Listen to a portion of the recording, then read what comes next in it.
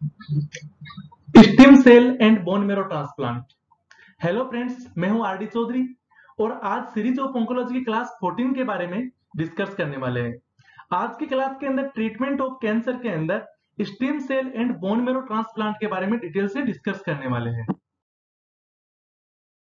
इससे previous video के अंदर अपन ने मैनेजमेंट ऑफ कैंसर के 6 मेथड के बारे में डिस्कस किया था, जिनके अंदर जो 6 मेथड थे वो थे surgery, radiotherapy, chemotherapy, bone marrow transplant, hormonal therapy and targeted therapy.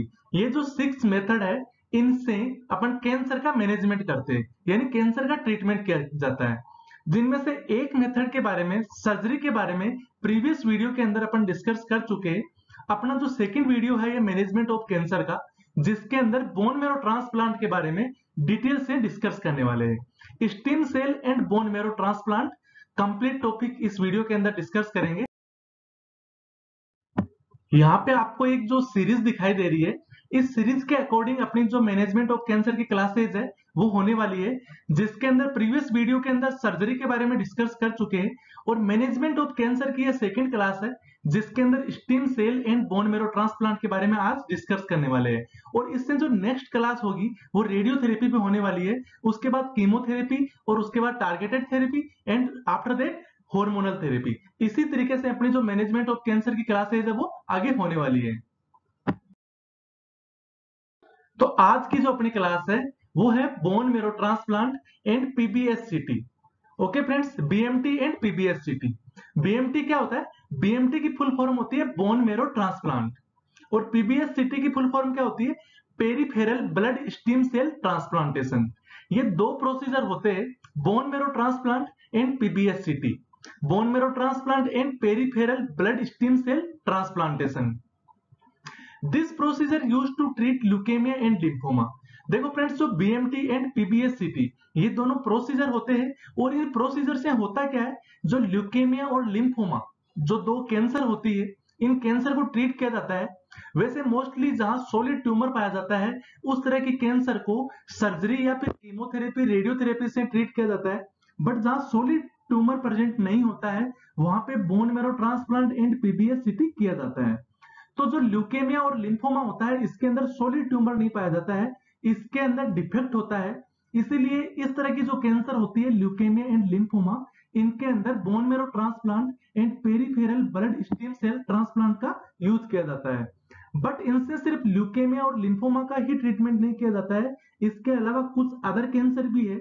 जैसे मोस्टली यदि पूछा जाए तो मोस्टली तो ल्यूकेमिया और लिम्फोमा के ट्रीटमेंट के लिए यूज होती है, बट कुछ कैंसर ऐसी है जिनके अंदर भी बोन मेरो ट्रांसप्लांट एंड पीबीएससीटी का यूज किया जाता है। बट वहां पे कुछ ऑप्शन और भी रहते हैं, बोन मेरो ट्रांसप्लांट एंड पीबीएससीटी के अलावा भी कुछ ट्रीटमेंट ऑप्शन होते हैं, बट ल्यूकेमिया और लिम्फोमा के अंदर अदर ऑप्शन प्रेजेंट नहीं होते हैं। तो अदर जो कैंसर है वो कौन सी है? Neuroblastoma and multiple myeloma. Okay friends, leukaemia और लिम्फोमा को बोन मेरो ट्रांसप्लांट एंड पीबीएससीटी से ट्रीट किया जाता है, बट कई बार न्यूरोब्लास्टोमा एंड मल्टीपल माइलोमा को भी बोन मेरो ट्रांसप्लांट एंड पीबीएससीटी से ट्रीट किया जाता है। Bone marrow transplant is a procedure, वो मैं पहले ही बता चुका हूं फ्रेंड्स कि बोन मेरो ट्रांसप्लांट और जो peripheral blood stem cell transplant है ये दोनों प्रोसीजर है एक तरह से, जिनमें होता क्या है, बोन मेरो या फिर स्टेम सेल, जो पेरिफेरल ब्लड के अंदर जो स्टेम सेल होती है, बोन मेरो के अंदर भी स्टेम सेल होती है और जो अपना पेरिफेरल ब्लड होता है उसके अंदर स्टेम सेल प्रेजेंट होती है। तो जो स्टेम सेल होती है वो कुछ कई बार क्या होती है, डैमेज हो जाती है, और जब डैमेज और डिस्ट्रॉयड जो स्टेम सेल होती है उनको healthy bone marrow stem cell से रिप्लेस किया जाता है। यानी वहां पे जो डिस्ट्रॉय बोन मेरो की जो स्टेम सेल्स है उनको वहां से निकाल लिया जाता है और वहां पे हेल्दी बोन मेरो की स्टेम सेल रिप्लेस कर दी जाती है। इस प्रोसीजर को अपन bone marrow transplant and peripheral blood stem cell transplant बोलते हैं। अब जो बोन मेरो ट्रांसप्लांट और पीबीएससीटी इन दोनों प्रोसीजर में होता क्या है, सिर्फ स्टेम सेल का ही ट्रांसप्लांट होता है या फिर स्टेम सेल को ही रिप्लेस किया जाता है। पर दोनों जो प्रोसीजर है वो अलग अलग क्यों है, इसके बारे में डिस्कशन करेंगे। जो बोन मेरो ट्रांसप्लांट है इसके अंदर तो स्टेम सेल बोन मेरो के अंदर रिप्लेस की जाती है, और जो पीबीएससीटी है इसके अंदर क्या होता है कि जो अपने सर्कुलेटिंग ब्लड के अंदर, जो पेरिफेरल ब्लड के अंदर जो स्टेम सेल होती है उनको रिप्लेस किया जाता है। इसीलिए इसका पीबीएससीटी नाम है और जो बीएमटी नाम है इसका बोन मेरो ट्रांसप्लांट के अंदर। ओके फ्रेंड्स, अब इससे आगे देखते हैं बोन मेरो है क्या। बोन मेरो क्या होता है? जो नॉर्मल बोन होती है, जो लॉन्ग बोन होती है, उस बोन के जो इनर साइड वाला एरिया है, उस इनर साइड वाले एरिया के अंदर फैटी टिश्यू का सॉफ्ट पोर्शन होता है। बोन मेरो एक सॉफ्ट होता है और फैटी टिश्यू का बना होता है, और होता क्या है, बोन की इनर साइड के अंदर यानी सेंट्रल पोर्शन के अंदर, जो सेंट्रल कैविटी होती है बोन की, उस सेंट्रल कैविटी के अंदर फैटी टिश्यू का बना हुआ बोन मेरो होता है। ओके फ्रेंड्स, अब बात करते हैं बोन मेरो का काम क्या होता है। बोन मेरो करता क्या है, वहां पे जो सेंट्रल कैविटी होती है बोन मेरो, बोन की, उस कैविटी के अंदर प्रेजेंट होता है, और वहां पे करता क्या है, ब्लड सेल का प्रोडक्शन करवाता है। वहां पे जो ब्लड सेल्स होती है, जो आरबीसी होती है, डब्ल्यूबीसी होती है एंड प्लेटलेट्स होती है, इन सेल का वहां पे प्रोडक्शन करवाता है। उसके बाद बात करते हैं stem cell are immature cell in bone marrow that give rise to all of your different blood cell. Stem cell क्या होती है? जो बोन मेरो होता है, उस बोन मेरो के अंदर स्टेम सेल इमेच्योर सेल की कंडीशन में रहती है, बट वहां पे करती क्या है, जो आरबीसी, डब्ल्यूबीसी और प्लेटलेट्स है, जो अदर टाइप की डिफरेंट टाइप की जो सेल्स होती है, ब्लड सेल्स होती है, उन सेल्स की जो वॉल्यूम होती है उनको इंक्रीज करती है, यानी उसको राइज करती है, वहां पे इंक्रीज करती रहती है। करेंगे नेक्स्ट स्लाइड के अंदर BMT and PBSCT. You might have stem cell और bone marrow transplant as part of your cancer treatment. जो बीएमटी और पीबीएससीटी दोनों प्रोसीजर है, वो किस यूज में आते हैं? कैंसर के ट्रीटमेंट में यूज होने वाले प्रोसीजर है। फिर बात करते हैं treatment for some people with, इससे कुछ लोगों का ट्रीटमेंट किया जाता है। वो किस तरह की कैंसर होती है? जैसे लिम्फोमा, लिम्फोमा हो गया, ल्यूकेमिया हो गया और माइलोमा हो गया। जो लिम्फोमा, ल्यूकेमिया और माइलोमा, इस तरह की जो कैंसर होती है, उनके अंदर बीएमटी एंड पीबीएससीटी से कैंसर का ट्रीटमेंट किया जाता है। बट अपन सबसे पहले ये जानेंगे कि लिम्फोमा होता क्या है। जब लिम्फेटिक सिस्टम में कैंसर डेवलप हो जाता है, जब लिम्फेटिक सिस्टम में मेलिग्नेंसी डेवलप हो जाती है, तो उसको अपन लिम्फोमा बोलते हैं। एंड जब जो अपना इम्यून सिस्टम होता है, जो इम्यून सिस्टम होता है, जो ब्लड प्रोड्यूसिंग सेल होती है, इम्यून सिस्टम कहां होता है? बोन मेरो के अंदर। बोन मेरो के अंदर जब ब्लड सेल्स प्रोड्यूसिंग सिस्टम होता है, वहां के जो सेल्स और टिश्यूज होते हैं, जो स्टेम सेल होती है, जो ब्लड सेल को प्रोड्यूस करती है, उनके अंदर किसी प्रकार का डिफेक्शन आ जाए या फिर वहां मेलिग्नेंसी डेवलप हो जाए, वहां पे कैंसर डेवलप हो जाए, तो उसको अपन बोलते हैं ल्यूकेमिया। फिर बात करते हैं माइलोमा की। माइलोमा क्या होता है? ये भी वैसे डब्ल्यूबीसी के अंदर ही होता है, बट जो प्लाज्मा सेल्स होती है, प्लाज्मा सेल्स कौन सी होती है? एक तरह से डब्ल्यूबीसी सेल ही होती है, बट सर्कुलेटिंग ब्लड के अंदर एंटीबॉडीज प्रोड्यूस करती है, तो उसके अंदर यदि कैंसर डेवलप हो जाए तो उसको बोलते हैं माइलोमा। तो जो लिम्फोमा, ल्यूकेमिया और माइलोमा, इस तरह की जो कैंसर होती है, उसको ट्रीट करने के लिए बीएमटी एंड पीबीएससीटी किया जाता है। It is also a treatment for other blood conditions. जो लिम्फोमा, ल्यूकेमिया और माइलोमा को ट्रीट करने के लिए तो वैसे बीएमटी और पीबीएससीटी किया जाता है, बट इसके अलावा भी कुछ कंडीशंस होती है जिनके अंदर बीएमटी एंड पीबीएससीटी का यूज किया जाता है। उस तरह की कंडीशंस के बारे में भी अपन यहाँ पे डिस्कस करेंगे। Transplant allow you to have high dose of chemotherapy and other treatment. अब देखो यहाँ पे फ्रेंड्स बहुत इंपॉर्टेंट पॉइंट है कि जब लिम्फोमा, ल्यूकेमिया और माइलोमा, इनके अलावा कहां पे बीएमटी एंड पीबीएससीटी का यूज होता है? जब किसी पेशेंट को हाई डोज कीमोथेरेपी देनी होती है ट्रीटमेंट के लिए। यदि कोई पेशेंट है वो कैंसर से सफर कर रहा है, जहां सोलिड ट्यूमर की कैंसर उसको हो सकती है, वहां पे उसको मेलिग्नेंसी है और वहां पे कीमोथेरेपी की जरूरत है उसको, या फिर कीमोथेरेपी दी जानी है, तो कीमोथेरेपी का सबसे ज्यादा साइड इफेक्ट होता है कि अपने जो बोन मेरो को काफी नुकसान पहुंचाता है, और वहां पे जो ब्लड सेल्स होती है, आरबीसी, डब्ल्यूबीसी एंड प्लेटलेट्स, उन सभी सेल को डैमेज करती है, यानी वहां पे पेनसाइटोपिनिया कोज करती है। पेनसाइटोपिनिया क्या होता है? जब आरबीसी, डब्ल्यूबीसी एंड प्लेटलेट्स, जब सभी प्रकार की सेल्स का लेवल डाउन होता है, तो उसको अपन पेनसाइटोपिनिया बोलते हैं, और मोस्टली इसके अंदर डब्ल्यूबीसी का जो लेवल है वो कम हो जाता है। कीमोथेरेपी का सबसे बड़ा साइड इफेक्ट होता है कीमोथेरेपी से जो डब्ल्यूबीसी की जो सेल्स होती है उनके काउंट बहुत ज्यादा कम हो जाते हैं। तो इसके अंदर क्या करते हैं, जब कीमोथेरेपी देनी होती है, हाई डोज कीमोथेरेपी, तब वहां से जो स्टीम सेल होती है वो निकाल ली जाती है, और जब कीमोथेरेपी के बाद उनको वापस रिप्लेस कर दी जाती है, जिनके कारण से वहां पे ज्यादा से ज्यादा जो स्टीम सेल डैमेज होने वाले हैं उनको वहां पे प्रिवेंट कर सके।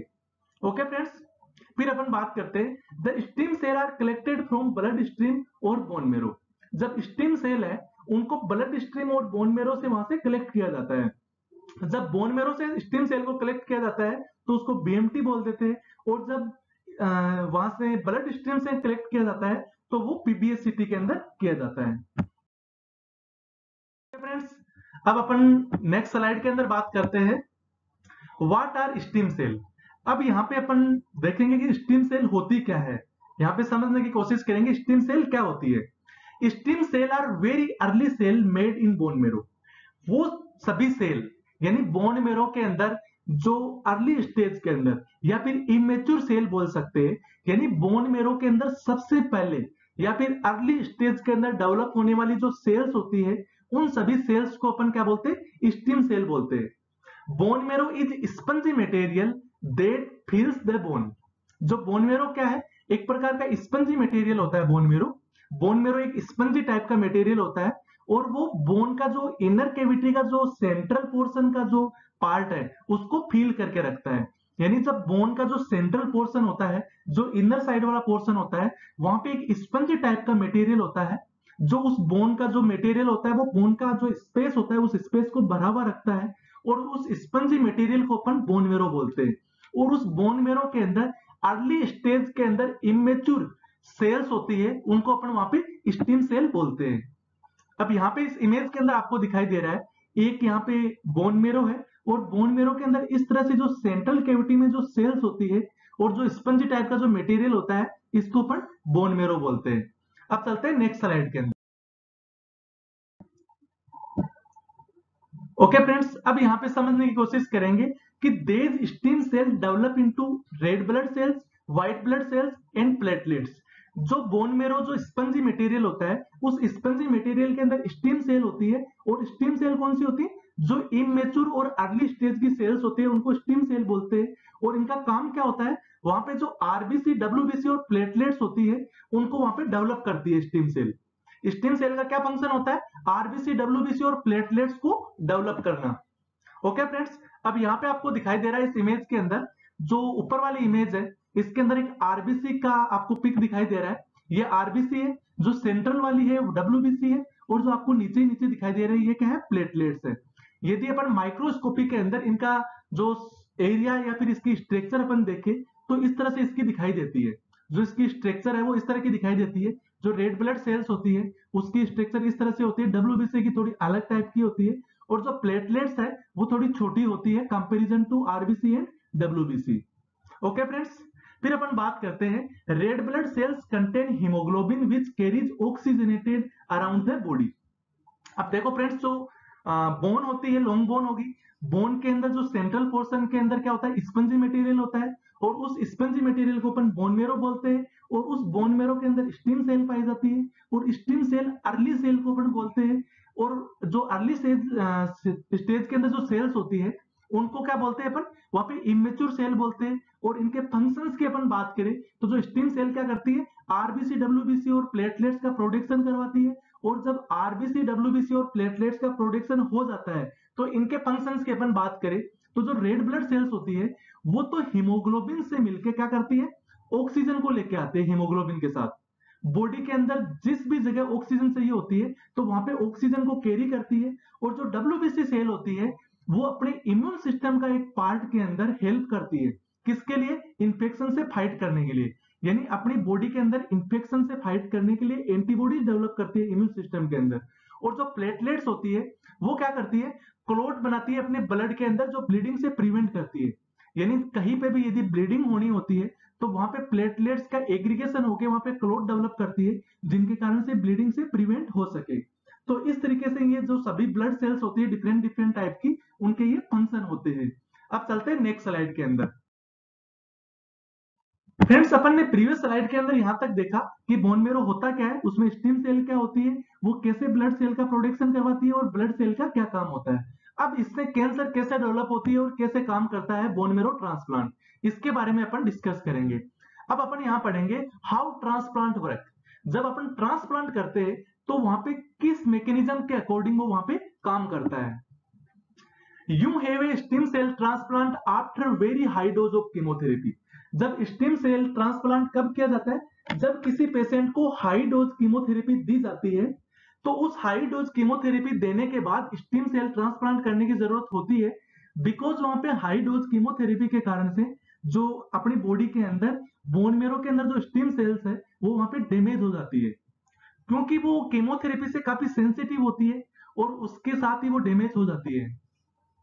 You might have targeted drug which the chemotherapy, क्योंकि केमोथेरेपी के अंदर कुछ टारगेटेड ड्रग यूज की जाती है। टारगेटेड ड्रग वो होती है जो एक स्पेशल टाइप की सेल्स को डैमेज करने के लिए यूज की जाती है। You may also have radiotherapy to your whole body, और जो स्टीम सेल है वो रेडियोथेरेपी, जब वुल बॉडी को कंप्लीट बॉडी को रेडियोथेरेपी दी जानी होती है तो उस कंडीशन में भी वहां पे डैमेज हो सकती है। This is called total body eradication, और जिसको टीबीआई भी बोलते हैं।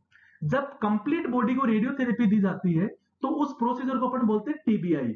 इसकी फुल फॉर्म होती है टोटल बॉडी इरेडिएशन। यानी टोटल बॉडी इरेडिएशन कब दी जाती है? जब कोई पेशेंट एडवांस स्टेज के अंदर कैंसर से सफर कर रहा है तो उस कंडीशन में उसको टीबीआई दी जाती है, और टीबीआई देने से भी वहां पे क्या होता है, जो स्टेम सेल होती है वो डैमेज होने लग जाती है, और जब डैमेज हो जाती है तो वहां पे बोन मेरो ट्रांसप्लांट की जरूरत होती है या फिर स्टेम सेल ट्रांसप्लांट की जरूरत होती है। Radiotherapy and chemotherapy have good chance of killing the cancer cell. यदि वैसे अपन ओवरऑल देखा जाए तो जो रेडियोथेरेपी और कीमोथेरेपी दो प्रोसीजर होते हैं, दो मेथड है कैंसर को ट्रीट करने के, ये दोनों मेथड क्या करते हैं, कैंसर सेल को किल करते हैं, और कैंसर सेल को किल करने के बहुत ही अच्छे मेथड है, but it also kill the stem cell in your bone marrow. इनका इफेक्ट है वो बहुत ही अच्छा है, कैंसर सेल को डैमेज करने के लिए बहुत ही उपयोगी है, बट इसके साथ ही साथ एक सबसे बुरी चीज यहाँ पे ये है कि ये कैंसर सेल को डैमेज करने के साथ ही साथ जो अपनी हेल्दी स्टेम सेल होती है बोन मेरो के अंदर उसको भी ये किल करती है।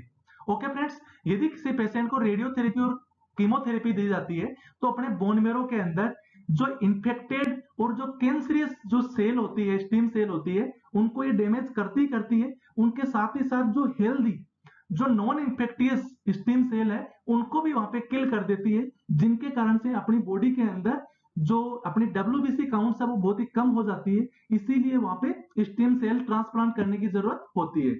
So your team either collect, यदि इसी तरह के साइड इफेक्ट होते हैं बोन मेरो ट्रांसप्लांट की जरूरत इसीलिए होती है जब अपन केमोथेरेपी और रेडियोथेरेपी देते हैं तो उस दौरान वहां पे इस तरह के साइन सिम्टम देखने को मिलते हैं, इसीलिए वहां पे जो टीम होती है जो कीमोथेरेपी और रेडियोथेरेपी देती है वो क्या करती है, your own stem cell before your high dose chemotherapy. वो टीम क्या करती है, जब किसी पेशेंट को हाई डोज कीमोथेरेपी दी जानी होती है तो उससे जस्ट पहले स्टीम सेल को कलेक्ट कर लिया जाता है, और जब कीमोथेरेपी और रेडियोथेरेपी पेशेंट को दे दी जाती है हाई डोज की, उसके बाद उनको वापस रिप्लेस कर दिया जाता है, जिसके कारण से वहां पे उनको डैमेज होने से वहां पे प्रिवेंट कर सकते हैं। और डोनर्स स्टीम सेल, जब अपन किसी को हाई डोज कीमोथेरेपी देते हैं तो उससे जस्ट पहले खुद पेशेंट की भी वहां पे स्टीम सेल रिमूव हो सकती है, और यदि हो सकता है वह पेशेंट कैपेबल नहीं है तो उस कंडीशन में कीमोथेरेपी देने के बाद किसी डोनर से स्टीम सेल कलेक्ट की जाती है और उस पेशेंट को ट्रांसफ्यूज की जाती है। After the treatment you have the stem cells into your blood stream through a drip. जब उसको कीमोथेरेपी दी जा चुकी होती है तो उसके बाद क्या करते हैं, स्टीम सेल को इन्फ्यूज करते हैं ड्रिप सेट के साथ। कहां पे? ब्लड स्ट्रीम के अंदर। नॉर्मली जैसे किसी पेशेंट को आईवी फ्लूइड दिया जाता है उसी तरीके से जो अपना सर्कुलेटिंग ब्लड होता है, जो अपने ब्लड स्ट्रीम होता है, इसके अंदर आईवी ड्रिप के थ्रू, यानी ड्रिप के थ्रू वहां पे स्टीम सेल को ट्रांसफ्यूज किया जाता है, यानी फिर वहां पे एडमिनिस्टर कर दिया जाता है। The cells find their way back to your bone marrow where they start making blood cells again and your bone marrow slowly recover. जब अपन ब्लड स्ट्रीम के अंदर उनको इन्फ्यूज कर देते हैं तो उसके बाद जो स्टेम सेल होती है जो अपन ने इन्फ्यूज की है वो बोन मेरो के अंदर चली जाती है सर्कुलेटिंग ब्लड के साथ, और बोन मेरो के अंदर जाके वहां पे जो ब्लड सेल्स को प्रोड्यूस करना होता है उसका जो काम होता है वो वहां पे काम करने लग जाती है। यानी वहां पे जो ब्लड सेल्स होती है आरबीसी, डब्ल्यूबीसी एंड प्लेटलेट्स उनको मेकिंग यानी उनको प्रोड्यूस करना स्टार्ट कर देती है, और उनके प्रोडक्शन से क्या होता है, बोन मेरो वहां पे स्लोली रिकवर होने लग जाता है। जो बोन मेरो की जो कंडीशंस है वो वहां पे रिकवर होने लग जाती है। जब रिकवर क्यों होने लग जाती है, क्योंकि अपन ने जो हाई डोज कीमोथेरेपी वहां पे दी है उस हाई डोज कीमोथेरेपी के कारण, उसके साइड इफेक्ट के कारण वहां की जो स्टेम सेल्स है वो डैमेज हो गई है, और डैमेज होने के कारण से जब अपना बोन मेरो है वो अनहेल्दी हो गया है, और जब अपन ने यहाँ पे स्टेम सेल ट्रांसफ्यूज कर दिए हैं तो ट्रांसफ्यूजन के बाद वहां पे स्लोवली वहां पे ब्लड सेल्स का प्रोडक्शन करने लग जाएगा और उसके साथ ही साथ अपना बोन मेरो है वहां पे रिकवर होने लग जाएगा। अब चलते हैं नेक्स्ट स्लाइड के अंदर। अब अपन यहाँ पे बात करेंगे मिनी ट्रांसप्लांट। ये मिनी ट्रांसप्लांट होता क्या है, सबसे पहले तो इसको समझने की कोशिश करेंगे। फिर मिनी ट्रांसप्लांट का एक दूसरा नाम भी है, इसको अपन reduce intensity stem cell transplant भी बोलते हैं। इसको अपन यूं समझ सकते हैं कि यदि अपन को किसी पेशेंट को स्टेम सेल ट्रांसप्लांट करना है तो उसको स्टेम सेल, जिन स्टेम सेल को वहां ट्रांसप्लांट करना है उनकी इंटेंसिटी को रिड्यूस करना है। इस नाम से ही पता चल रहा है कि जो स्टेम सेल जो ट्रांसप्लांट करनी है उन सभी स्टेम सेल की जो इंटेंसिटी होती है, जो तीव्रता होती है, उसको रिड्यूस करना है अपने को। ओके फ्रेंड्स, क्यों करना है इसके रीजन के बारे में यहाँ बात करेंगे। और इसका एक दूसरा नाम भी है, वो है इसका नॉन माइलोब्लास्टिव ट्रांसप्लांट। यानी इसके अंदर नॉन माइलोब्लास्टिव क्यों बोलते हैं, क्योंकि यहाँ पे माइलोब्लास्टिव सेल्स नहीं होती है, उसके अंदर जो माइलोब्लास्टिव एक्टिविटी होती है वो इसकी डैमेज कर दी जाती है, यानी उसकी इंटेंसिटी के साथ ही कम हो जाती है। Some people who have a donor transplant might have a mini transplant. कुछ लोग ऐसे होते हैं जिनमें डोनर से ट्रांसप्लांट करना होता है, तो उस कंडीशन में उसको मिनी ट्रांसप्लांट किया जाता है। अब जो मिनी ट्रांसप्लांट किया जाता है, तो मिनी ट्रांसप्लांट के नाम से अपन समझ सकते हैं कि वहां पे जो स्टेम सेल ट्रांसप्लांट करनी है, डोनर से तो स्टेम सेल कलेक्ट कर ली, बट जिसको ट्रांसप्लांट करनी है उसको इंटेंसिटी रिड्यूस करने के बाद अपने ट्रांसप्लांट करते हैं। ऐसा कब होता है, जब कोई इस तरह के लोग होते हैं जो 50 ईयर से क्रॉस हो जाते हैं, तो उस कंडीशन में वहां पे इस तरह का प्रोसीजर किया जाता है। अब क्यों किया जाता है इसके रीजन के बारे में बात करेंगे। पहले ही, इससे पहले इसका एक दूसरा नाम भी है, रिड्यूस इंटेंसिटी कंडीशनिंग भी इसको बोलते हैं, यानी आरआईसी ट्रांसप्लांट। इसको आरआईसी ट्रांसप्लांट भी बोला जाता है, इसको reduce intensity stem cell transplant भी बोला जाता है, इसको नॉन माइलोएब्लास्टिव ट्रांसप्लांट भी बोला जाता है, यानी इसके डिफरेंट डिफरेंट नेम है। Okay friends, you have lower dose of chemotherapy than in traditional stem cell transplant. अब इसके जो इंटेंसिटी होती है उसको रिड्यूस करने का तरीका क्या है अपने पास। यदि अपन ने ट्रेडिशनल स्टेम सेल ट्रांसप्लांट, यानी नॉर्मली जिस तरीके से स्टेम सेल ट्रांसप्लांट करते हैं उसी तरीके से किसी को ट्रांसप्लांट अपन ने कर दिया, तो उसके बाद एक लो डोज की केमोथेरेपी उसको दी जाती है, जिनके कारण से जो वहां पे अपन ने स्टेम सेल ट्रांसप्लांट की है तो उनकी जो इंटेंसिटी है वो वहां पे कम हो जाए। Okay friends, you might have this treatment if you are older. Okay friends, usually over 50 years. इस तरह का ट्रीटमेंट किसको दिया जाता है, जब पेशेंट 50 ईयर से क्रॉस है और नॉट फिट और well enough for traditional transplant. जो नॉर्मली अपन ने ट्रेडिशनल ट्रांसप्लांट किया है, जो ट्रेडिशनल स्टेम सेल अपन ने दी है उसको उसको आराम से लेने में फिट नहीं है, या फिर उसको कैपेबिलिटी नहीं है उन सभी स्टेम सेल को उसको अपने बोन मेरो में रखने की, तो उस कंडीशन में क्या होता है, जब इसमें अपन यूं समझ सकते हैं कि जब नॉर्मल एक तो एडल्ट पर्सन होता है, जिनकी स्टेम सेल होती है उनकी जितनी कैपेबिलिटी होती है, जिनकी इंटेंसिटी होती है, उसके कंपैरिजन में ओल्डर एज के अंदर जो स्टेम सेल की इंटेंसिटी होती है, कैपेबिलिटी होती है, वो डिक्रीज रहती है, यानी कम रहती है। तो उसी के अकॉर्डिंग यदि कोई ओल्डर पर्सन है, 50 ईयर से क्रॉस कोई पर्सन है, तो उस पर्सन को अपन ट्रांसप्लांट करेंगे, जो स्टेम सेल अपन एडल्ट के निकाल के वहां डालेंगे, तो जो ओल्ड एज पर्सन है वो उसके लिए कैपेबल नहीं है और वहां उन सभी स्टेम सेल को रखने के लिए फिट नहीं है, तो उस कंडीशन में ओल्ड एज के अकॉर्डिंग उन सभी स्टेम सेल की इंटेंसिटी को रिड्यूस किया जाता है। और रिड्यूस करने के लिए क्या यूज किया जाता है, वहां पे लो डोज की कीमोथेरेपी यूज की जाती है, और लो डोज की कीमोथेरेपी यूज करके उनकी इंटेंसिटी को कम कर दिया जाता है, जिनके कारण से उसके लिए वो फिट हो जाती है एज के अकॉर्डिंग। फिर अपन नेक्स्ट स्लाइड के अंदर यहाँ पे बात करेंगे एक स्टीम सेल और बोन मेरो ट्रांसप्लांट होता क्या है। अब तक अपन ने देखा कि जो बोन मेरो क्या होता है, जो स्टीम सेल क्या होती है, उनका ट्रांसप्लांट क्यों करना होता है, किस तरीके से करते हैं, इन सभी चीजों के बारे में देखा। बट अपन एक्चुअल स्टीम सेल और बोन मेरो का ट्रांसप्लांट होता कैसे है, क्यों किया जाता है, इसके बारे में यहाँ पे बात करने वाले हैं। The main difference between stem cell and bone marrow transplant is whether stem cell are collected from blood stream or bone marrow। जब स्टेम सेल और बोन मेरो ट्रांसप्लांट के अंदर मेजर डिफरेंस की अपन यहाँ पे बात करें, तो उनका मेजर डिफरेंस सिर्फ इतना सा होता है कि यदि बोन मेरो से स्टेम सेल वहां पे कलेक्ट की जाती है और ट्रांसप्लांट की जाती है, जब बोन मेरो से सैंपल कलेक्ट किया जाता है तो उसको अपन बोन मेरो ट्रांसप्लांट बोलते हैं, और जब वहां पे ब्लड स्ट्रीम से सैंपल कलेक्ट किया जाता है या फिर स्टेम सेल कलेक्ट की जाती है, तो उस कंडीशन को अपन स्टेम सेल ट्रांसप्लांट बोलते हैं, या फिर इसको पीबीएससीटी भी बोला जा सकता है। यानी peripheral blood stem cell transplant. फिर अपन बात करते हैं a stem cell transplant uses stem cell from your blood stream. जब स्टेम सेल ट्रांसप्लांट करना होता है, जब पीबीएससीटी करना होता है, तो उस कंडीशन में स्टेम सेल को ब्लड स्ट्रीम से कलेक्ट किया जाता है और डोनर्स ब्लड स्ट्रीम से या फिर पेशेंट के ब्लड स्ट्रीम से। This is also called a peripheral blood stem cell transplant. जब स्टेम सेल को ब्लड स्ट्रीम से कलेक्ट किया जाता है तो उसको क्या बोलते हैं, पीबीएससीटी यानी peripheral blood stem cell transplant. Okay friends, और यदि bone marrow transplant uses stem cell from your bone marrow और ए डोनर्स बोन मेरो, और जब किसी डोनर के बोन मेरो से स्टेम सेल कलेक्ट की जाती है या फिर पेशेंट के बोन मेरो से स्टेम सेल कलेक्ट की जाती है, तो उस प्रोसीजर को बोलते हैं अपन बोन मेरो ट्रांसप्लांट। तो आई थिंक आप समझ गए होंगे कि जो पीबीएससीटी और बोन मेरो होता क्या है। बोन मेरो के अंदर क्या होता है, बोन मेरो ट्रांसप्लांट में बोन मेरो से स्टेम सेल कलेक्ट की जाती है, और जब पीबीएससीटी होता है, peripheral blood stem cell transplant होता है, उसके अंदर स्टेम सेल को अपन ब्लड स्ट्रीम से कलेक्ट करते हैं। अब अपन बात करते हैं stem cell transplant are most common type of transplant. जब इन दोनों की अपन बात करें, स्टेम सेल ट्रांसप्लांट और बोन मेरो ट्रांसप्लांट, तो इसके अंदर जो मोस्ट कॉमनली किया जाना जो वाला जो प्रोसीजर होता है वो होता है स्टेम सेल ट्रांसप्लांट। क्योंकि यदि मेजरली अपन देखा जाए तो बोन मेरो ट्रांसप्लांट नहीं किया जाता है, ज्यादातर अपन स्टेम सेल ट्रांसप्लांट को यूज किया जाता है। इसके रीजन क्या है उनके बारे में भी यहाँ पे अपन डिस्कस करेंगे।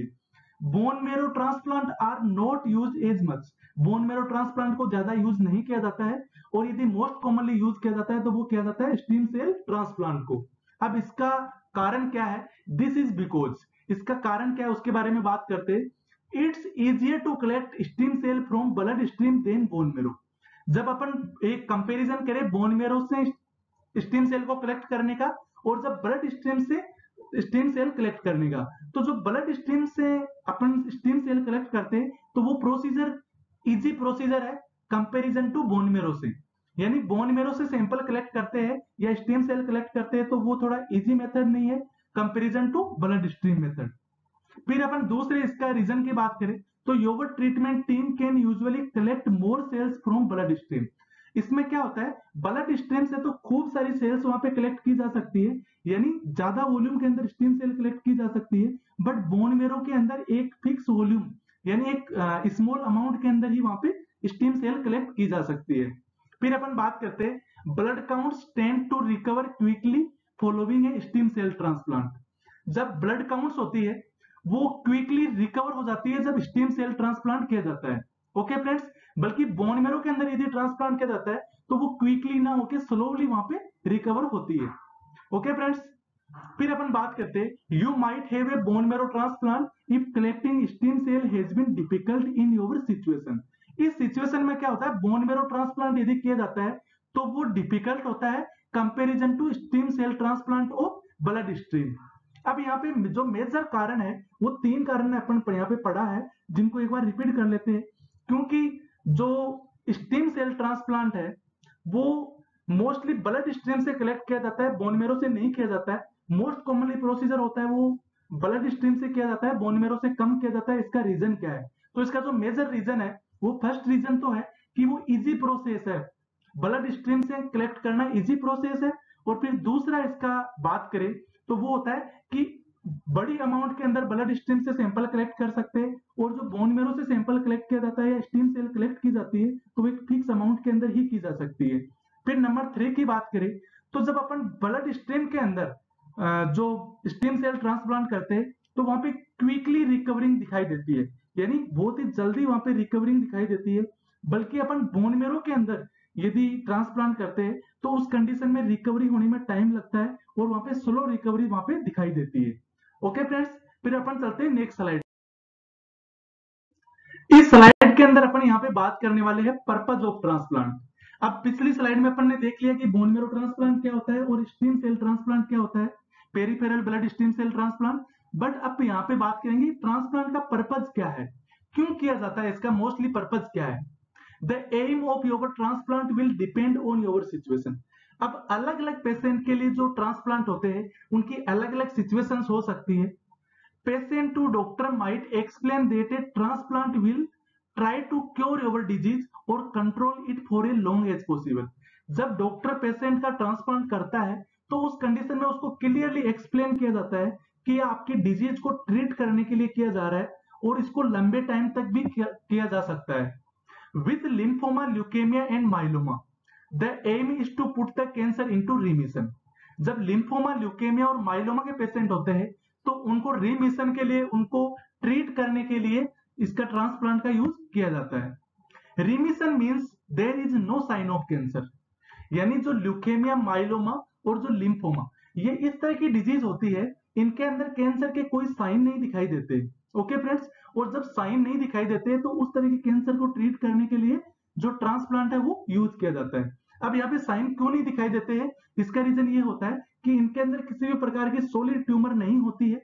लिम्फोमा, ल्यूकेमिया और माइलोमा के अंदर, इनके अंदर किसी न किसी तरह का डिफेक्ट होता है। ओके फ्रेंड्स, जब इनके अंदर किसी प्रकार का डिफेक्ट होता है तो वहां पे इमेच्योर सेल प्रोड्यूस होती है, या फिर उसकी जो सिस्टम होता है, जो उसकी मैकेनिज्म होती है, उसमें थोड़ा डिफरेंशिएशन देखने को मिलता है। बट जो सॉलिड ट्यूमर के अंदर जिस तरह के साइन सिम्टम आते हैं, उस तरह के साइन सिम्टम लिम्फोमा, ल्यूकेमिया और माइलोमा के केसेस में नहीं आते। तो जो रिमिशन क्या होता है, रिमिशन टर्म का मीन्स होता है नो साइन ऑफ कैंसर। तो जो इस तरह के कैंसर जहां पे रिमिशन नहीं होता है, उस तरह की कैंसर को ट्रीट करने के लिए ट्रांसप्लांट यूज किया जाता है। अब रिमिशन इस टर्म के लिए भी क्वेश्चन आ सकता है। Doctor might suggest A transplant if your disease. जब डॉक्टर ट्रांसप्लांट के लिए सजेस्ट करता है तो वो किस तरह की कंडीशन में करता है, डिजीज की क्या स्टेज होती है, क्या कंडीशन होती है जब डॉक्टर पेशेंट को इसके लिए एडवाइज करता है। Is in remission but is likely to come back. जब पेशेंट रिमिशन के अंदर है, यानी उसको कोई प्रकार का साइन नहीं है, बट डॉक्टर को लग रहा है कि ये कम बैक हो सकता है, यानी जो डिजीज है वो ट्रीट हो सकती है, तो उस कंडीशन में पेशेंट को सजेस्ट किया जाता है has not responded to other treatment. और जब अदर ट्रीटमेंट उसका कर दिया गया है, जैसे कीमोथेरेपी या रेडियोथेरेपी, उस तरह के ट्रीटमेंट वहां पे इफेक्टिव नहीं है, तो उस कंडीशन में वहां पे बोन मेरो ट्रांसप्लांट किया जाता है। अब यहाँ पे बात करते हैं नेक्स्ट स्लाइड के अंदर type of transplant according to donor stem cell. अब जो ट्रांसप्लांट होते हैं इसके कितने टाइप्स हैं, और इनके टाइप्स को अपन डोनर स्टेम सेल के अकॉर्डिंग देखेंगे कि जिनके जो डोनर होते हैं उन डोनर के अकॉर्डिंग इसको अपन ने डिवाइड किया है कि जो ट्रांसप्लांट है वो कितने टाइप्स का हो सकता है। तो डिपेंडिंग ऑन पेशेंट सिचुएशन, जो डोनर स्टेम सेल का जो ट्रांसप्लांट होता है वो ट्रांसप्लांट कितने तरह का होता है, ये डिपेंड करता है पेशेंट की सिचुएशन पे, और patient might have transplant using, और पेशेंट किस तरह का ट्रांसप्लांट वहां पे यूज करना चाहता है, ये पेशेंट पे डिपेंड होता है। तो इसके अंदर 3 तरह के ट्रांसप्लांट होते हैं, जिनमें से नंबर 1 है एलोजेनिक। एलोजेनिक ट्रांसप्लांट, जिसका दूसरा नाम है होमोग्राफ्ट, यानी allogeneic transplant also known as homograft. इसके अंदर मेरो डोनर इज सिबलिंग।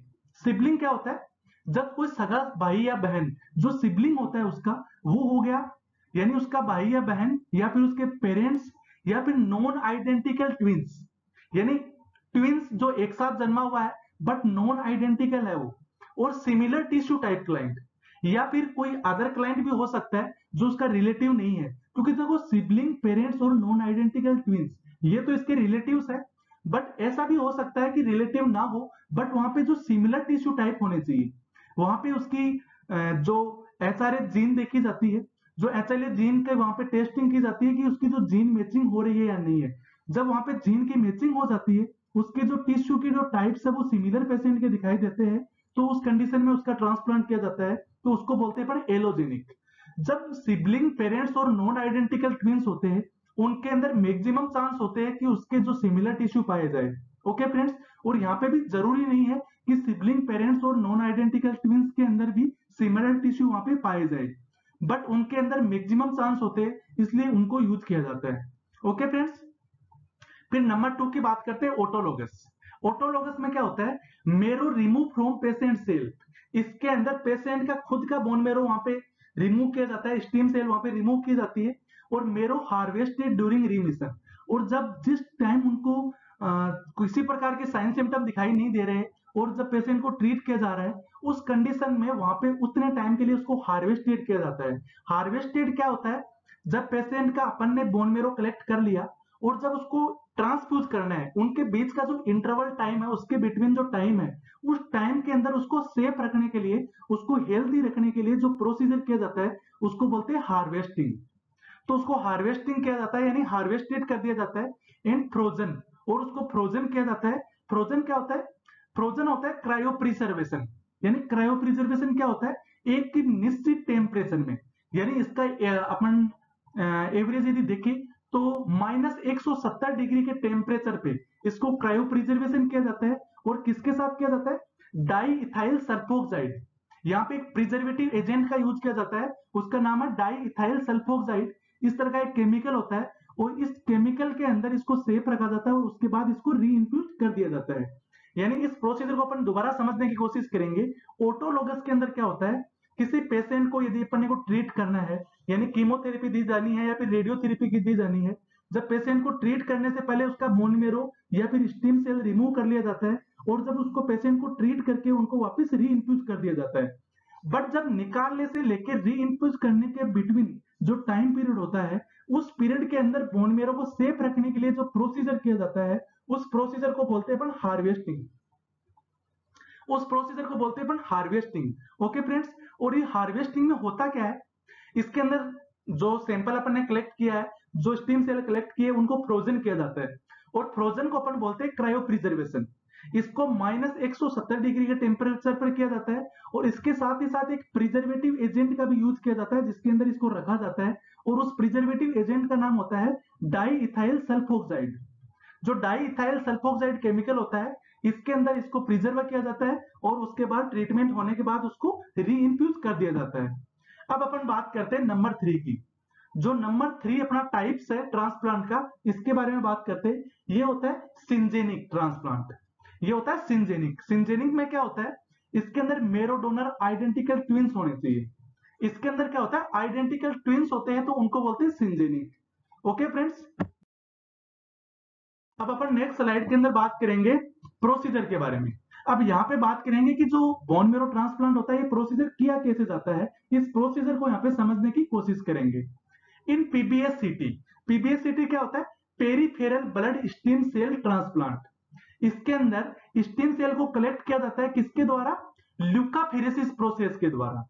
जिस ब्लड स्टीम सेल ट्रांसप्लांट के अंदर, यानी peripheral blood stem cell transplant, जो पीबीएससीटी जो प्रोसीजर होता है, उस प्रोसीजर के अंदर स्टीम सेल को कलेक्ट किया जाता है तो वो किस प्रोसेस के द्वारा होता है, ल्यूकोफेरेसिस प्रोसेस के द्वारा।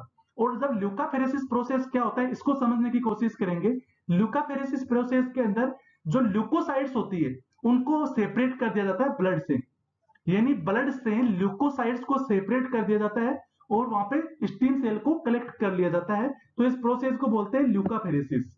अब अपन बात करते हैं and then transfuse back by apheresis machine.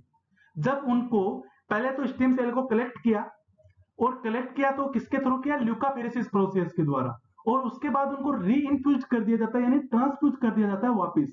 और जब ट्रांसफ्यूज किया जाता है तो उनको एफेरेसिस मशीन के द्वारा किया जाता है। और एफेरेसिस मशीन का जो मैकेनिज्म होता है, जो फंक्शन होता है, वो क्या होता है, ये जो अनवांटेड पैथोलॉजिकल कंपोनेंट होते हैं अपने ब्लड के अंदर, उनको रिमूव कर देता है। यानी इसको कंप्लीट प्रोसीजर को अपन ऐसे समझेंगे कि पीबीएससीटी के अंदर, peripheral blood stem cell transplant के अंदर, ल्यूकाफेरेसिस प्रोसेस के द्वारा स्टीम सेल को कलेक्ट किया जाता है और जो एफेरेसिस मशीन होती है उसके द्वारा रीइंफ्यूज कर दिया जाता है।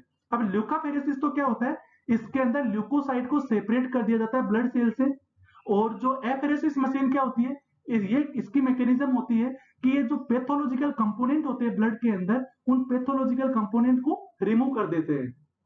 अब अपन बात करते हैं, इसके अंदर कुछ प्रोसेस होते हैं, उन प्रोसेस के बारे में, उनकी टर्मिनोलॉजी के बारे में बात करेंगे। इससे प्रीवियस स्लाइड के अंदर भी अपन ने देखा कि हार्वेस्टिंग क्या होता है। वैसे मैं आपको प्रीवियस स्लाइड के अंदर बता चुका हूं कि हार्वेस्टिंग होता क्या है, बट यहाँ पे थोड़ा सा और डिटेल से देख लेते हैं। बीएम यानी bone marrow collect through multiple needle aspiration of iliac crest through needle. इसके अंदर होता क्या है, बोन मेरो को कलेक्ट कैसे किया जाता है, जब मल्टीपल निडल एस्पिरेशन। अब मल्टीपल निडल एस्पिरेशन को समझने की कोशिश करना। मल्टीपल निडल एस्पिरेशन में कोई बहुत ज्यादा निडल एक साथ यूज नहीं की जाती है, निडल सिंगल ही होती है, बट उसको बार बार प्रिक किया जाता है, यानी बार बार एस्पिरेट किया जाता है उसको, और इलियक क्रस्ट से वहां पे बोन मेरो का सैंपल कलेक्ट किया जाता है। और जो सैंपल वहां से जो स्टीम सेल कलेक्ट किए, उनकी वॉल्यूम की अपन बात करें तो 500 से 1000 ml, यानी 500 से 1000 ml बोन मेरो वहां से एस्पिरेट किया जाता है। ओके फ्रेंड्स, फिर अपन दूसरी टर्मिनोलॉजी वर्ड है ट्रांसप्लांटेशन, इसके बारे में बात करेंगे। ट्रांसप्लांटेशन क्या होता है, ट्रांसफ्यूज थ्रो सेंट्रल लाइन या फिर आईवी, यानी सेंट्रल लाइन या फिर इंट्रावेनस लाइन के द्वारा इसको ट्रांसफ्यूज किया जाता है, और जो इसका ट्रांसफ्यूजन का टाइम होता है वो फिक्स होता है 30 मिनट्स। इस तरह से भी एग्जाम के अंदर क्वेश्चन पूछा जा सकता है कि जो बोन मेरो ट्रांसप्लांटेशन के अंदर ट्रांसफ्यूज करने का जो टाइम होता है सेंट्रल लाइन या आईवी लाइन से, वो कितना होता है, तो वो होता है 30 मिनट्स। ओके फ्रेंड्स, फिर अपन थर्ड जो टर्मिनोलॉजी वर्ड है वो है इनग्राफ्टमेंट, कि इनग्राफ्टमेंट होता क्या है। ट्रांसफ्यूज मेरो सेल मूव टू मेरो फॉर्मिंग साइट, जब अपन ने जो बोन मेरो ट्रांसफ्यूज कर दिया है और ट्रांसफ्यूज करने के बाद जो बोन मेरो है, जो स्टीम सेल है जो ट्रांसफ्यूज की है, वो मेरो फॉर्मिंग साइट यानी जो ब्लड सेल प्रोड्यूस करने वाली बोन मेरो की जो साइट है उस साइट पे जाके फंक्शन करने लग जाती है, और तो उसको बोलते हैं अपन इनग्राफ्टमेंट। यानी वहां पे जाने के बाद अपने को कैसे पता चलेगा कि अपने का इनग्राफ्टमेंट हो चुका हो, यानी जब किसी पेशेंट को अपन ने ट्रांसफ्यूज कर दिया बोन मेरो, तो उसके बाद अपने को कब पता चलेगा कि इसका इनग्राफ्टमेंट हो गया है, तो उसका पता चलता है 2 से 5 वीक बाद। और कैसे पता चलता है, जब अपन ने ट्रांसफ्यूज किया तो ट्रांसफ्यूज करने के बाद जो डब्ल्यूबीसी आरबीसी और प्लेटलेट्स की काउंट है वो एकदम से इंक्रीज होने लग जाती है, बढ़ने लग जाती है 2 से 5 वीक के अंदर। तो अपने को पता लग जाता है कि यहाँ पे जो इनग्राफ्टमेंट है वो वहां पे सक्सेसफुली हो चुका है, क्योंकि वहां पे जो अपन ने स्टेम सेल ट्रांसप्लांट किया था वो जो मेरो फॉर्मिंग साइट है वहां पे जाएगी और वहां पे डब्ल्यूबीसी आरबीसी और प्लेटलेट्स का वहां पे रेस करवाएगी लेवल को, यानी उसकी जो वॉल्यूम है उसको इंक्रीज करेगी। तो अपने को पता लग गया कि यहाँ पे इनग्राफ्टमेंट होता है। यानी सबसे पहले तो बोन मेरो का जो प्रोसीजर होता है उस प्रोसीजर के अंदर करते क्या है, हार्वेस्टिंग की जाती है, यानी वहां से सैंपल कलेक्ट किया जाता है, फिर उसको ट्रांसप्लांट किया जाता है वापिस। और जो इनग्राफ्टमेंट क्या होता है, इस प्रोसेस के अंदर जो अपन ने ब्लड स्ट्रीम के अंदर जो ट्रांसफ्यूज किया है उसके बाद जो मेरो फॉर्मिंग साइट के ऊपर जाके वो फंक्शन करने लग जाती है, तो उसको बोलते हैं इनग्राफ्टमेंट। अब चलते हैं नेक्स्ट स्लाइड पे। ओके फ्रेंड्स, अपन इस स्लाइड के अंदर समझने की कोशिश करेंगे इसकी कॉम्प्लिकेशंस के बारे में। जो PPSCT peripheral blood stem cell transplant और बीएमटी यानी बोन मेरो ट्रांसप्लांट, इनकी कुछ कॉम्प्लिकेशंस भी होती है। उन कॉम्प्लिकेशंस को आज अपन यहाँ पे डिटेल से डिस्कस करेंगे। एक तो क्या होता है, इससे सीवियर थ्रोम्बोसाइटोपिनिया हो सकता है, बिकॉज अपन ने हो सकता है वहां से सैंपल कलेक्ट किया और उसमें से अपने प्लेटलेट्स का सैंपल ज्यादा कलेक्ट हो गया है और बॉडी में जो प्लेटलेट्स का जो लेवल है वो एकदम से डिक्रीज हो जाता है, और प्लेटलेट्स का लेवल डिक्रीज होने के कारण से वहां पे क्या होता है, थ्रोम्बोसाइटोपिनिया डेवलप हो जाता है और उससे सीवियर ब्लीडिंग हो सकती है। फिर अपन नंबर 2 की बात करेंगे, इन्फेक्शन डेवलप हो सकता है वहां पे, और जब इन्फेक्शन डेवलप होता है तो वो होता है ल्यूकोपीनिया के कारण से। ल्यूकोपीनिया क्यों होता है, क्योंकि वहां पे ऑलमोस्ट ओवरऑल ल्यूकोसाइड्स की काउंट है वो डिक्रीज हो जाएगी, क्योंकि अपन ने जो सैंपल कलेक्ट किया स्टीम सेल का, तो उसके साथ ही वहां पे स्टीम सेल वहां पे सैंपल कलेक्ट करने से डब्ल्यूबीसी का जो लेवल है वो कम हो जाएगा, वहां पे ओवरऑल जो ल्यूकोसाइड्स का प्रोडक्शन कम हो जाएगा, जिनके कारण से वहां इंफेक्शन डेवलप होने के चांसेस इंक्रीज हो जाते हैं। फिर नंबर 3 कॉम्प्लिकेशन की बात करेंगे, फेलियर ऑफ इनग्राफ्टमेंट। इनग्राफ्टमेंट क्या होता है, जब अपन ने वहां पे बोन मेरो को री इन्फ्यूज कर दिया है, ट्रांसफ्यूज कर दिया है, तो ट्रांसफ्यूजन के बाद में जो बोन मेरो ट्रांसफ्यूज किया है, जो स्टेम सेल ट्रांसप्लांट की है या फिर ट्रांसफ्यूज की है, वो जब मेरो फॉर्मिंग साइट पे जाके अपना फंक्शन स्टार्ट करती है तो उसको अपन बोलते हैं इनग्राफ्टमेंट। बट कई बार कुछ केसेस में क्या देखा जाता है कि जो इनग्राफ्टमेंट होता है वो फेल हो जाता है, यानी वहां पे मेरो फॉर्मिंग साइट पे जाके उनका जो नॉर्मल फंक्शन है वो नहीं हो पाता है। इसका अपने को पता चलता है 2 से 5 वीक के अंदर, जब marrow cell not start to function within 2 से 5 वीक। जब 2 से 5 वीक के अंदर किसी भी पेशेंट के अंदर, ट्रांसफ्यूज किए हुए पेशेंट के अंदर, जब डब्ल्यूबीसी आरबीसी और प्लेटलेट्स का लेवल इंक्रीज नहीं दिखाई देता है, तो वहां पे अपने को पता लग जाता है कि इसका जो इनग्राफ्टमेंट है वो वहां पे फेलियर की कंडीशन में चला गया है। फिर नंबर 4 कॉम्प्लिकेशन के अंदर बात करेंगे, ग्राफ्ट वर्सेज होस्ट डिजीज। जो ग्राफ्ट वर्सेज होस्ट डिजीज क्या होती है, जब इम्यूनोलॉजिकल इंजरी हो जाती है suffered by an immunosuppressed recipient of bone marrow transplant.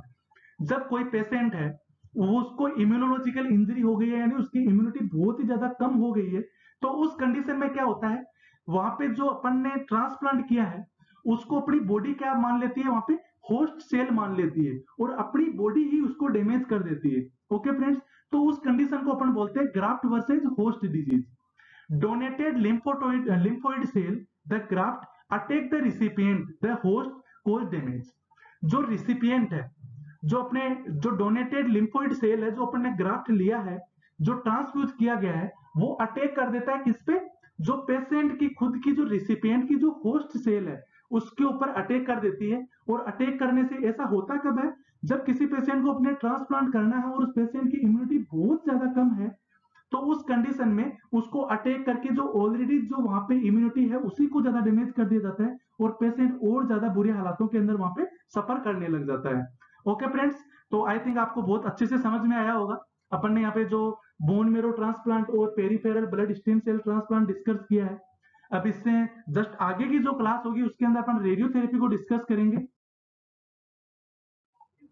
यदि आप Jatin medical and nursing academy YouTube channel पे नए हैं तो चैनल को सब्सक्राइब कर ले और बेल आइकन को भी प्रेस कर ले, जिसके कारण से हमारी आगे आने वाली जो भी वीडियो होगी उनका नोटिफिकेशन आपको मिल जाएगा। वीडियो को लाइक करें, शेयर करें और कमेंट सेक्शन के अंदर जाके कमेंट करके जरूर बताएं कि आपको वीडियो कैसी लगी और इन फ्यूचर हमें किस तरह की वीडियो लेके आनी है, इसके लिए आप हमें सजेस्ट कर सकते हैं। ओके फ्रेंड्स, हमारा जो चैनल है उस चैनल का नाम है Jatin medical and nursing academy. तो आप YouTube पे Jatin medical and nursing academy के नाम से सर्च कर सकते हैं। ओके फ्रेंड्स, और हमारा जो व्हाट्सएप नंबर है वो है 9413722120। ये व्हाट्सएप के लिए भी यूज होता है और कॉलिंग के लिए भी यूज हो सकता है।